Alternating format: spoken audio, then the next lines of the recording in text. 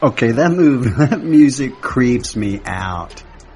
I keep thinking I'm going to see like a little John Gruden doll walking around in like a hallway or something. Well, we got the perfect hallway for it. Wow. Yeah, now I'm scared to go down the stairs. Don't look behind you. Oh, wow. Yeah, but I have to give it to you, it makes it fun not knowing whether the music's going to inspire me, fire me up, put me in a melancholy mood, or in this case, just freak me the heck out. How the show ends. That's always... This could be how the show ends. Behind the music. The end of a slow train wreck. Think they'll make a VH1 behind the podcast about us? Under the mic. Under the mic. Yeah. All right, we're going to keep our enemies closer. As I mentioned, we've got some ball games this weekend, but next Friday, a week from this coming Friday, Oklahoma State, Corvallis, Oregon to take on the Beavers. And that same Sunday in Norman, Oklahoma, the Houston Cougars come to town. So, Bill, when we teased this last time, one of the things I mentioned was that I personally think that you couldn't ask for a better first opponent for both of these teams based on where they are, what needs they have, and what mysteries need to be solved as early as possible in the season. Right. So let's start with Oregon State because Oklahoma State plays first. And we'll talk about Oregon State and why I believe that they're the perfect opening opponent for Oklahoma State. First of all, you're getting Oregon State at Oregon State. So there's this foreign environment that your starting quarterback or your rotational quarterback or however that manifests itself is going to put a little added pressure on them because of that. However, you're talking about a defense last year that was dead last as far as the Power 5 conferences and finished almost dead last among Division I football teams. And the flip side of that, though, is that the offense can be pretty prolific. And the offense actually averaged 26 points a game and over 400 total yards. Their receiving core, Hodgins and Trevin Brayford is good, but they've got tight ends that were prolific last year, and they've got a transfer from Nebraska at tight end, Tyjon Lindsey.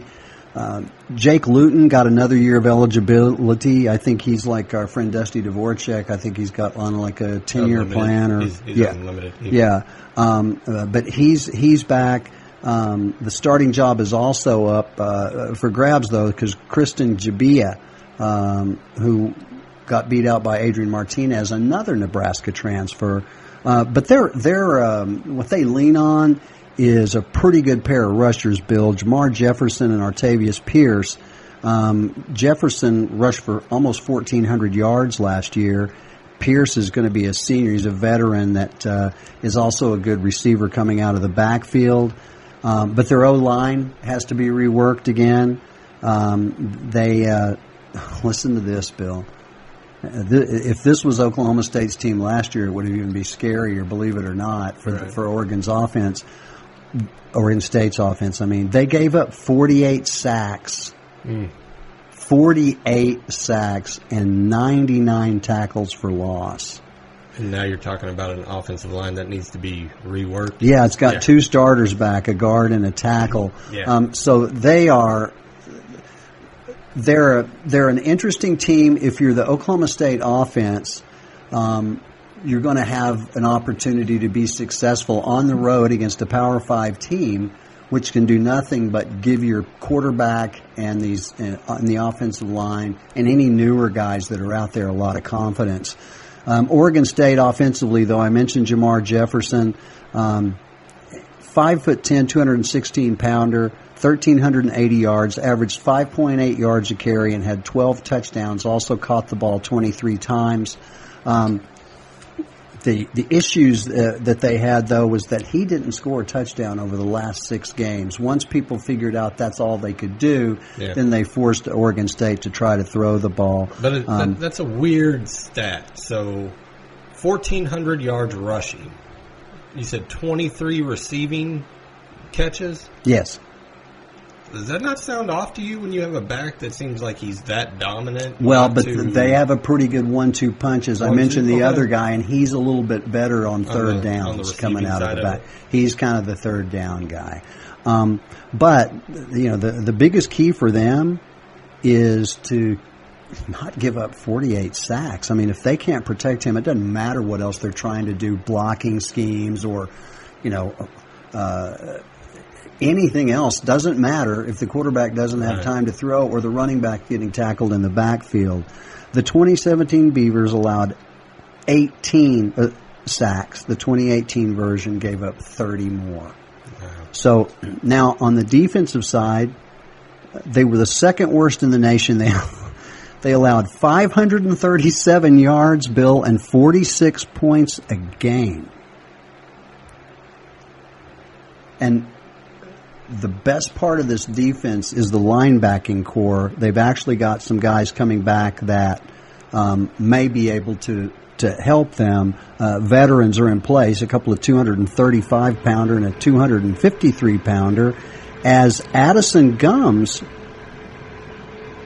who played at Oklahoma, transferred to Oregon State and is a part of that defense. Their secondary is full of veterans, but again, you're talking about, is that a good thing or not? I mean, if you're returning a bunch of guys that were the second worst in all of college football, do you put that on the program and say, come buy season tickets? It depends, though. I mean, are they all freshmen, sophomores going up into next year? Sometimes that can be a good thing. Sometimes if they're all juniors going into their senior year, it's probably not going to be a good thing. Well, and the best player on defense is Jalen Moore. He's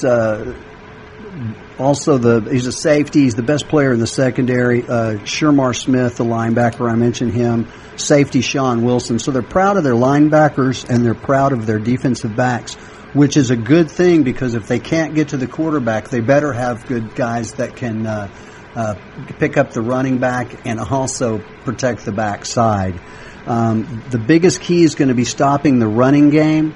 Their defense struggled against the run, gave up 2,829 yards and 35 scores, 5.5 yards per carry. That was in 2017, Bill.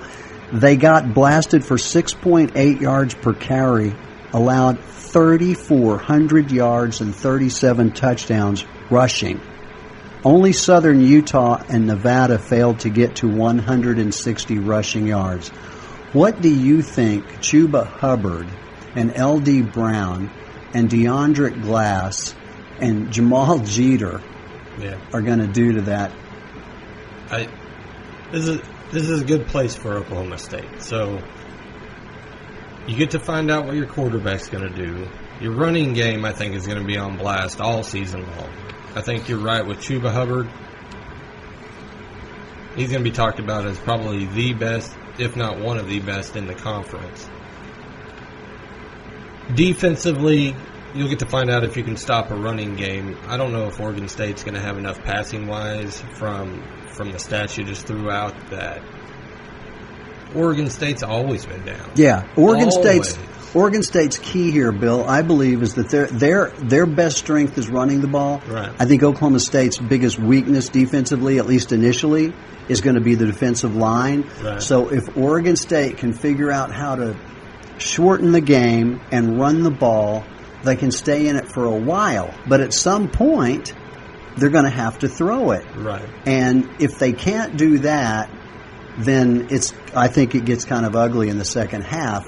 But it just sets up perfectly, at least in my mind, for Oklahoma State. And if Oklahoma State goes up there and struggles offensively, then I think it's pucker time for everybody that's a fan of what's going on up there. Yeah. I don't anticipate that. But it's a perfect spot, I think, for your defensive backs and your linebackers to have a chance to mess around a little bit back there, try some things, because you're going to get tested at some point, and you'll probably have some time to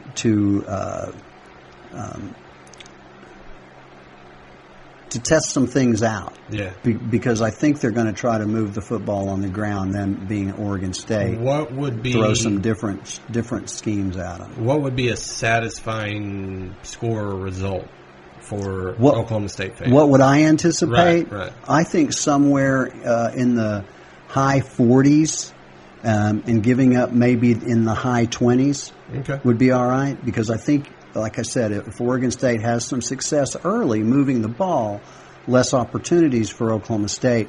And the one thing about Oklahoma State is if they're running the ball successfully, that's what they'll do. What if you see a result of, say, high 30s, but we'll say the defense, maybe special teams jumps in there and they're the 21 points of those high 30s. Is that still a good result? I think that's a cause for concern, because what you're talking about, Bill, struggles on offense. You're talking about the Boise State game last year. Right. That was a game that looked pretty one-sided. I was there. I will tell you, if not for 2 blocked punts, that's a game that gets really interesting on down into the fourth quarter. So anyone that paid attention to that game would feel a little Vujade. Like it hasn't happened before, but it kind of feels like it has. So, to me, that's with everybody during the season, you're going to get a game like that where your defense has to pull you through a game. You don't want it to be game one, but if that, and especially against the Beavers, you definitely don't want it to be against game one. It should be a team that you can easily, I don't want to say easily, but you should be able to put some points on. Yeah. Now, I'll tell you this. Oklahoma State on the road on a Friday night, it's usually not pretty. Right. And I've been there and done that, and it hasn't been pretty a time or two. But I think this is a little different. It's first game of the year for both teams. It's not like Oregon State's gotten in a groove and we're leaving a groove to go do something different. This may be the only groove Oregon State gets in. Yeah, well, unfortunately, you may be right. But what I anticipate is Oklahoma State moving the ball pretty much at will. And then the more interesting thing will be how quickly does the defensive line develop a backbone. And if it can just even hold its own, you've got some guys now in the backfield that are a couple of corners that are seasoned, and a safety in Martinez that I think gives some people some confidence for the first time in a while. But none of that matters if you can't stop the run. What are your feelings on these Thursday, Friday, and Sunday games? Do you like that setup, whether it be Oklahoma State or not, or even OU or not? Do you like the Thursday, Friday, Sunday games, or would you just prefer Saturday? Well, I mean, the Sunday game's just kind of a one-shot deal. They don't, they're not going to do that during the regular season, competing against the NFL. Okay. Here's what I'll say: as a fan of college football, I love the Thursday, Friday games, as long as my team's not playing in them. Right. I find them very I don't mind the Thursday, Friday games.